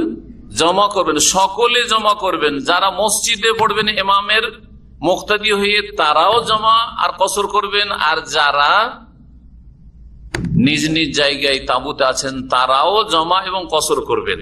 যারা দীর্ঘদিন থেকে মক্কায় আছেন তারাও জমা করবেন, যারা এখনই গেছেন তারাও জমা করবেন। এই দুটি মাসআলাতে হানাফি আলেম সমাজ সুন্নতের খেলাফ কাজ করে। ওরা বলে মসজিদে সালাত আদায় করলে জমা চলবে, কথা বোঝা গেছে, এক ভুল ফতোয়া। আর বাইরে কোথাও চলবে না। যদি আপনি নিজের জামাতে করেন, নিজের খেমাত তাঁবুতে, তাহলে নাকি জমা চলবে না। আর একটা হচ্ছে যে কসর চলবে না, যেহেতু আমাদের 15 দিনের মযহাব আছে, আর 15 দিনের আগে থেকে এসে বসে আছে এখানে আমরা মক্কায়, আর এক ভুল ফতোয়া। নবী করিম সাল্লাল্লাহু আলাইহি ওয়াসাল্লাম সাহাবীরা সবাই কি এরকমই ছিলেন যে সেই দিনই পৌঁছেছেন নাকি, না উটের পিঠে চড়ে অনেক আগেও অনেকে এসেছেন? আচ্ছা, নবী সাল্লাল্লাহু আলাইহি ওয়াসাল্লাম সবাই কি বাইরের হাজী ছিলেন না মক্কারও হাজী ছিলেন? মক্কার হাজী ছিলেন না? নবী করিম সাল্লাল্লাহু আলাইহি ওয়াসাল্লাম বিদায় হজে সকলকে নিয়ে জমা করেছেন আর কসর করেছেন। কথা বোঝা গেছে? সবাই তার সাথে জমা করেছেন আর কসর করেছে। কাউকে এই কথা বলা হয়নি যে তোমাদের যারা মক্কার লোক তারা তো মুকিম, সুতরাং তোমরা পুরা নামাজ পড়ো, কসর করি না, কথা বলেছেন না। পক্ষান্তরে যখন মক্কা বিজয়ের বছর 8ম হিজরিতে এসেছিলেন, ভালো করে বিষয়টি বুঝেন, যুক্তিটি দলিলটি, মক্কা বিজয়ের বছর 8ম হিজরিতে যখন আসলেন, মক্কা বিজয় হলো আর জামাত করে সালাত আদায় করলেন, তখন বললেন রাসূলুল্লাহ সাল্লাল্লাহু আলাইহি ওয়াসাল্লাম যে দেখো আমি ইমামতি করব, আমি মদিনার লোক মুসাফির, আর যারা আমার সাথী সঙ্গীরা মদিনা থেকে এসেছে তোমরা মুসাফির।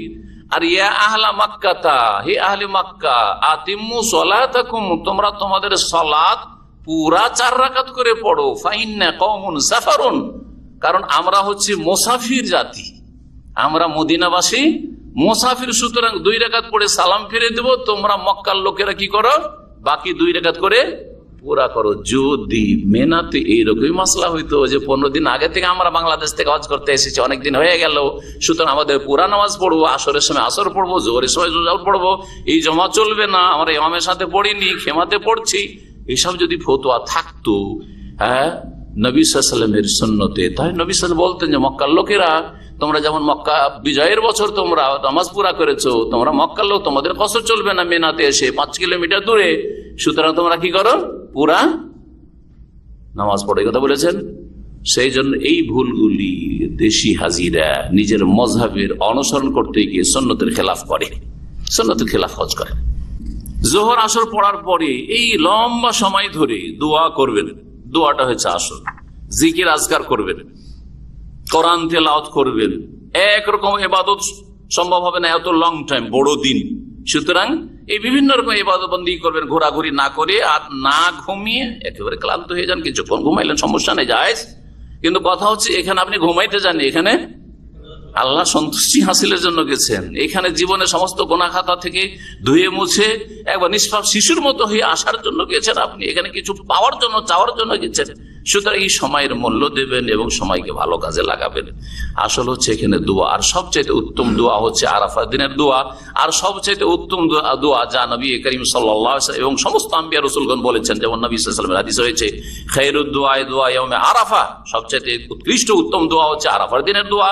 ওয়া খায়রু মা কুলতু আনা ওয়ান নাবিয়ুনা মিন ক্বাবলি, আমি এবং সমস্ত নবীরা আমার পূর্বে যেই দোয়াটি সবচেয়ে উত্তম দোয়া বলেছেন, উৎকৃষ্ট দোয়া বলে, সেটা হচ্ছে লা ইলাহা ইল্লাল্লাহু ওয়াহদাহু লা শারীকা লাহু লাহুল মুলকু ওয়া লাহুল হামদু ওয়া হুয়া আলা কুল্লি শাইইন কাদির। এই দোয়া তো আল্লাহর গুণগানমূলক দোয়া, সবচেয়ে উত্তম দোয়া হচ্ছে আল্লাহর গুণগানমূলক দোয়া, যাতে আপনি নিজের জন্য চাইলেন না, আল্লাহর শুধু গুণগানই করলেন, কিন্তু আপনারও প্রয়োজন রয়েছে, সুতরাং যাচ্ছামূলক দোয়া করে। দোয়া হচ্ছে 2 ভাগে বিভক্ত, দোয়া হচ্ছে 2 রকমের, দোয়ায়ে ইবাদা আর দোয়ায়ে মাসআলা। একটা হচ্ছে গুণগানমূলক ইবাদত বন্দেগীর দোয়া, আর একটা হচ্ছে যাচ্ছামূলক চাওয়ার দোয়া। ইয়াকা নাবুদু এটা হচ্ছে ইবাদতমূলক দোয়া, আর ওয়াইয়াকা নাস্তাইন এটা যাচ্ছামূলক দোয়া। কি বুঝলেন? একটি আয়াতে 2 রকম দোয়া ভাগ করা হয়েছে। ইয়াকা নাবুদু, আল্লাহ শুধু তোমার ইবাদত করছি, তোমার ইবাদত করছি, আল্লাহ তোমার ছাড়া কারো ইবাদত করি না, এটা ইবাদত না, এটা দোয়া না, দোয়াই।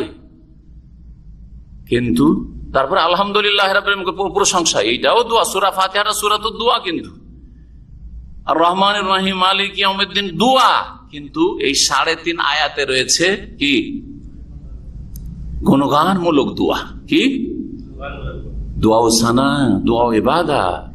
আর ওয়াইয়াকা নাস্তাইন অর্ধেক আয়াত, ইহদিনাস সিরাতাল মুস্তাকিম সিরাতাল লাযিনা আন'আমতা আলাইহিম গায়রিল মাগদুবি আলাইহিম ওয়ালাদ-দাল্লিন, এটা হচ্ছে দোয়ায়ে মাসআলা বা সওয়াল, চাওয়ার দোয়া। আল্লাহর কাছে সাহায্য চাইলেন, সরল পথের হেদায়েত চাইলেন, ইহদিনা, তার ফলে আল্লাহ গজব প্রাপ্ত আর গোমরাহ পথভ্রষ্টদের রাস্তায়, ইহুদি খ্রিস্টানদের রাস্তায় চালাইও না, জি দোয়া করলেন। যাচ্ছামূলক দোয়া, দুনিয়া আখিরাতের সার্বিক কল্যাণ চাইবেন, কোনো অসুবিধা নেই। 9 তারিখের কাজ যখন শুরু হয়ে গেল বা শেষ হয়ে গেল, সূর্য ডুবা পর্যন্ত আপনি সেখানে ইবাদতবন্দি করতে থাকেন। জিকির আজকার দোয়া করতে থাকেন, কখনো হাত উঠিয়ে দোয়া করেন, কখনো এমনি কোনো গানমূলক তসবিহ তাহলিল জিকির আজকার করতে থাকেন। গণনা করা জরুরি নয় যে আমি কতবার কালেমা তাওহীদ পড়লাম, লা ইলাহা ইল্লাল্লাহু ওয়াহদাহু লা শারীকা লাহু লাহুল মুলকু ওয়া লাহুল হামদু ওয়া লা কুল্লি শাইইন কতবার পড়লাম জরুরি না। মালায়েকা আছে গণনার জন্য। জি, কমপক্ষে 100 বার তো পড়েন, কারণ 100 বারের একটা হাদিস হয়েছে ফজিলতের। আর যদি বেশি পড়েন আর গণনা দরকার নাই যে কত হাজার পড়লাম, কত শত হইলো, দরকার নেই, পড়তে থাকেন আপনি। এছাড়া যে কোনো দোয়া, আর মাঝে মাঝে তালবিয়া, এখনো কিন্তু তালবিয়া চলবে, তালবিয়া চলবে, এখন তালবিয়ারও ইবাদত রয়েছে। সূর্য যখন ডুবে গেল তখন ওখান থেকে বেরিয়ে পড়বেন, আসবেন মুজদালিফা। এই 10 তারিখে রাতের কাজ হচ্ছে মুজদালিফায় এসে প্রথম আসল তো হচ্ছে রাত্রি যাপনের উদ্দেশ্যে এসে যেটা ওয়াজিব, আর এখানে এসে কি করবেন, মাগরিব এশা জমা করবেন। যদি দেখেন যে এশার টাইম রাস্তাতে পার হয়ে যাচ্ছে না, তাহলে আপনি এখানে এসে পড়বেন। কিন্তু যদি দেখা যায় যে রাতে 11টা হয়ে গেল, এখন আমি মুজদালিফায় ঢুকতে পারছি না, রাস্তাতে সালাত পড়ে নেন। বাস থেকে নামতে পারলে বাস থেকে নেমে, না হলে বাসে বসে বসে পড়েন, কারণ নামাজ ওয়াক্ত পার করা জায়েজ নয়, গুনহার কাজ। যেখানেই থাকুন না কেন গুনহার কাজ ওয়াক্ত পার করা। আর মোটামুটি রাত 10:30 11টা হইলে অর্ধেক রাত হয়ে যায়, সুতরাং কি হয়ে যায়, এশার ওয়াক্ত পার হয়ে যায় সঠিক মতে। এখানে এসে জামাত তাখির করবেন, মানে এশার টাইমে মাগরিব পড়েন, মাগরিব 3 আর এশা হচ্ছে 2 রাকাত পড়বেন। বেতর পড়বেন কি পড়বেন না এই নিয়ে ইখতিলাফ দ্বিমত রয়েছে। একদল বলছেন না, বেতরটা নবী সাল্লাল্লাহু আলাইহি ওয়াসাল্লাম আম হাদিস আছে যে কখনো ছাড়তেন না, সফরে আর বাড়িতে কখনো ছাড়তেন না, এর আওতাভুক্ত এটাও, সুতরাং আমরা পড়ব। আর একদল বলছেন যে ঠিক নির্দিষ্ট করে নির্ধারিত করে কোনো হাদিস নেই যে মুজদালিফায় বিদায় হজে রাসূলুল্লাহ বেতর পড়েছেন, কোনো প্রমাণ নাই, সুতরাং বেতর এখানে পড়ব না, অসুবিধা নেই। কেউ বেতর পড়লে পড়ুক, নিষেধ করবেন। আর কেউ যদি বেতর নাও পড়ে তো অসমস্যা নেই, কারণ এই বিষয়টা অত স্পষ্ট বিষয় নেই, সুতরাং এটাও চলতে পারে, যে এটা যাকে ভালো লাগে করবে। আল্লাহু আলাম। 10 তারিখ হয়ে যাচ্ছে, এখন ফজর হয়ে গেল। ফজরটা কোথায় পড়বেন? হ্যাঁ, মেনায় ফজর পড়বেন, রাত্রে মুজদালিফাতে ফজর পড়বেন। একমাত্র বললাম যে শিশুরা, মহিলারা, বিরুদ্ধরা, তাদেরকে অর্ধেক রাতের পরে নবী করিম সাল্লাল্লাহু আলাইহি ওয়াসাল্লাম যাওয়ার অনুমতি দিয়েছেন যে তোমরা আগে ভাগে চলে যাও ভিড় থেকে বাঁচার জন্য। আর ওই রকমই তাদের সঙ্গী যদি যুবকরাও থাকে, ধরেন আপনার স্ত্রীর সাথে আপনি যুবক মানুষ আছেন, বাবার সাথে বাবার মায়ের খেদমতে আপনি যুবক মানুষ এখান থেকে গেছেন, অসুবিধা নেই, তাদের সাথে চলে যাবে। এই নয় যে আপনারা যান আমি আসছি, কোথায় হারিয়ে যাবে, ঠিক না? তো আপনি তখন ওই বৃদ্ধের হুকুম নিতে পারবেন, শিশুদের নারীদের হুকুমে আপনি ছাড় পেয়ে যাবেন। 10 তারিখ সকালবেলা ফজর পড়ার পরে কিন্তু ওখানে দোয়া করা, মুজদালিফায় দোয়া করা সুন্নাত। পারলে দোয়া করবেন, কিছু সময় হইলেও দোয়া করবেন, ফরসা হওয়া পর্যন্ত, সূর্য ওঠার আগে আগে বেরোবেন, কিন্তু ফরসা হওয়া পর্যন্ত দোয়া করেন। অনেক সময় দোয়া করার সময় দেয় না, বাসে বসিয়ে দেয়, চলো তাড়াতাড়ি, না হলে দেরি হয়ে যাবে, ভিড় হয়ে যাবে, বসে যান বাসে, আর বাসে বসে বসে দোয়া করতে থাকেন, বাসে বসে বসেই দোয়া করতে যতক্ষণ পর্যন্ত মুজদালিফার মাঠ থেকে বেরিয়ে না গেছে। তারপরে মিনা আসেন, মিনা আসার পরে কয়টি কাজ 10 তারিখের, গত সপ্তাহে কিন্তু বলেছিলাম 10 তারিখের কাজ হচ্ছে 5টি। 1 নম্বর বড় জামরা, যেটা 1, 2 ছেড়ে দিয়ে যেটা মক্কার দিকে, সেটা, এটার নাম জামরায়ে আকাবা, এটার নাম জামরায়ে কুবরা। এই জামরায়ে আকাবাতে 7টি পাথর মারবেন, ইউকাব্বিরু মা কুল্লি হাসাতিন, আল্লাহু আকবার, আল্লাহু আকবার করে প্রত্যেকবারে আল্লাহু আকবার, বিসমিল্লাহ আল্লাহু আকবার না, কুরবানি জবাই করছেন না যে বিসমিল্লাহ আল্লাহু আকবার, এখানে অনেকে বিসমিল্লাহ আল্লাহু আকবার বলে প্রত্যেকবার, এই ভুলটা করে। আর ওই যে হাজরে আসওয়াদের সামনে যখন আসে ইশারা করে বিসমিল্লাহ আল্লাহু আকবার, বিসমিল্লাহ আল্লাহু আকবার প্রত্যেকবার, এটাও একটা ভুল। প্রথমবার বিসমিল্লাহ বলেন, কারণ ভালো করে শুরু করছেন, কি বলবেন? বিসমিল্লাহ আল্লাহু আকবার, তারপর আল্লাহু আকবার, আল্লাহু আকবার, আল্লাহু আকবার। ওই রকমই হাজরে আসওয়াদের ইশারার ক্ষেত্রে দ্বিতীয়বার তৃতীয়বার আল্লাহু আকবার, আল্লাহু আকবার। বোঝা গেছে কিনা? ইউকাব্বিরু মা কুল্লি, প্রত্যেক অঙ্কুরে তাকবীর পাঠ করুন। যখন প্রথম পাথরটা মারতে শুরু করলেন, তালবিয়া স্টপ, আর লাব্বাইক পড়া জায়েজ নয়, শেষ। হাত্তা কাতা তালবিয়া, নবী সাল্লাল্লাহু আলাইহি ওয়াসাল্লাম এখানে তালবিয়া বন্ধ করে দেয়, সুতরাং আপনাকে এখানে থেমে যেতে হবে, আর লাব্বাইক পড়া নেই। এখন অন্যান্য জিকির আজকার করেন। পাথর মারা হইল। 2 নম্বর কাজ, কুরবানি নিজের হাতে করলে নিজে করলেন। আর যদি কাউকে ওকিল বানিয়ে দিতেন ব্যাংকে অথবা কোনো ব্যক্তিকে বিশ্বস্ত, তাহলে কোরবানি আপনার কখন হইলো সেটা দেখার বিষয় নেই, কোরবানির কাজ আপনার হয়ে গেছে, যেহেতু কাউকে আমানত আপনি দিয়ে দিয়েছেন, দায়িত্ব দিয়ে দিয়েছেন। 3 নম্বর কাজ, মাথা মুন্ডন করা বা মাথার পুরো মাথা থেকে চুল ছোট করা, আর মুন্ডন করা হচ্ছে উত্তম। 3 বার করে নবী সাল্লাল্লাহু আলাইহি ওয়াসাল্লাম রহমতের দোয়া দিয়েছেন মুন্ডনকারীকে, আর একবার দিয়েছেন, চতুর্থবারে দোয়া দিয়েছেন চুল ছোটকারীকে। তো মাথা মুন্ডন করবেন, আর তারপরে তখন আপনি প্রাথমিক হালাল হয়ে গেলেন। এহরামের কাপড় খুলে দেন। এহরামে যত নিষিদ্ধ কাজে সবগুলি প্রায় হালাল, প্রাথমিক হালাল। একমাত্র একটি কাজ হালাল হবে না, সেটা হচ্ছে স্ত্রীর সাথে থাকলে তার সাথে যৌনাচার চলবে না। জি হ্যাঁ, মেলামেশা বা তার যে ভূমিকাগুলি রয়েছে ওগুলো চলবে না, রসিকতা ইত্যাদি, আলিঙ্গন, নিজের কামভাব নিয়ে তার সাথে কথা বলা, এসব চলবে না যতক্ষণ পর্যন্ত আপনার কি না হয়েছে, বাইতুল্লাহর তওয়াফ না হয়েছে।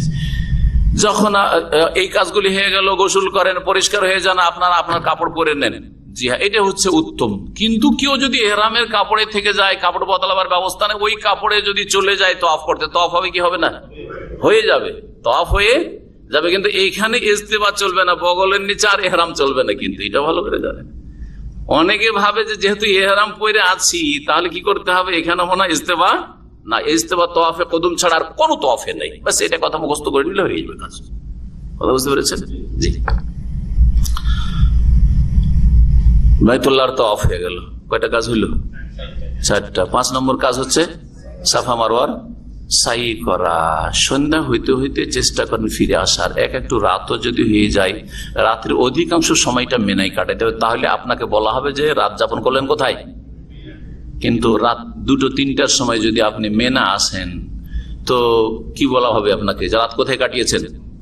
হয় মক্কায় কাটিয়েছেন, না হয় রাস্তায় কাটিয়েছেন। মেনায় কাটিয়েছেন বলা যাবে না। সুতরাং এটার খেয়াল থাকতে হবে। জি, এখন কোন তারিখ চলে আসলো? 11 তারিখ চলে আসলো। 11 তারিখ 12 তারিখ এই 2 দিনের কাজ মাত্র 2টি। কি? পাথর মারার দিনে জাওয়ালের পরে, মানে মাথার উপর থেকে সূর্য ঢলে যাওয়ার পরে 3টি জামরাকে মেনার দিক থেকে শুরু করবেন। প্রথম জামরাই উল্লাদ, তারপরে 7টি পাথর মেরে ওখানে দোয়া করবেন। 10 তারিখে কিন্তু দোয়া নেই কোনো তারিখে। 10, 11, 12, 13 কোন তারিখে ওই শেষ জামরা যেটা, সেটাতে কিন্তু দোয়া নেই। দোয়া আছে প্রথম জামরায় পাথর মারার পরে, তারপরে দ্বিতীয় জামরায় পাথর মারার পরে 7টি করে, আর তারপরে তৃতীয় জামরা, যে জামরা আকাবাতে পাথর মারবেন, যেমন 10 তারিখে দোয়া করেন, তেমনি 11 তারিখেও 12 তারিখেও দোয়া করবেন না। দিনে পাথর মারা, যেটা হচ্ছে ওয়াজিব কাজ একটা। আর একটা ওয়াজিব কাজ হচ্ছে যে 11 আর 12 তারিখ রাত্রিটা মেনাতে যাপন করা। দিনটা মেনাতে কাটানো উত্তম সুন্নাত। কেউ যদি মেনায় দিন কাটায় আর একজন মক্কা যায়, জোহর আসরটা পড়ে চলে আসি, কে বেশি সওয়াব পাবে? মেনাওয়ালা বেশি সওয়াব পাবে। 1 লক্ষ ওইদিকে চিন্তা করে না যে 1 লক্ষ করে তো ওই জোহর আসরে 2 লক্ষ পেয়ে গেল। না না না, ওর চাইতে বেশি পাবে। কারণ নবী করিম সাল্লাল্লাহু আলাইহি সাল্লাম 11-12 তারিখ জোহর আসর এই নামাজগুলি কোথায় পড়েছেন?